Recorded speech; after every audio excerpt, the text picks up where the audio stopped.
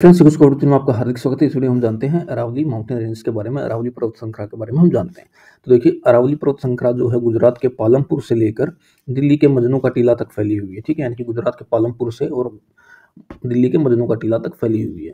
तो ये किन किन राज्यों को कवर करती है? तो देखिए, गुजरात, हरियाणा, दिल्ली और राजस्थान, 4 राज्यों में पर्वत श्रृंखला जो है, पर्वतमाला फैली हुई है, अरावली माउंटेन रेंज जो है।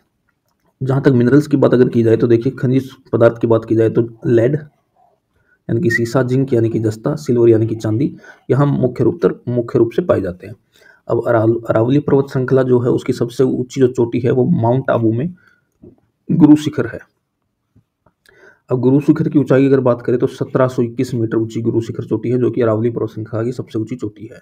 अब अरावली के दक्षिणी भाग में जरगा पहाड़ी है, जहाँ हल्की फुल्की वर्षा होती है, वरना आमतौर पर जो अरावली की पहाड़ियाँ हैं वो पूरी सूखी हुई पहाड़ियाँ हैं। ठीक है, क्योंकि इसका कारण क्या है, इसको मानसून का कहीं से बारिश प्राप्त नहीं होता, ना ही अरब सागर से, ना बंगाल की खाड़ी से, और मैक्सिमम एरिया जो है ये इसका अरावली पर्वत श्रृंखला का सूखा हुआ है। तो देखिए, इस तरीके से अगर मैं बात करूं तो ये यहाँ मान लीजिए दिल्ली है, ये यहाँ गुजरात है। ठीक है, तो गुजरात के अंदर जरगा पहाड़ी का एरिया जो है, नीचे का एरिया है जरगा पहाड़ी, तो यहाँ हल्की फुल्की क्या है, बूंदाबांदी होती रहती है। बाकी अरावली पहाड़ी का मैक्सिमम एरिया सूखा है।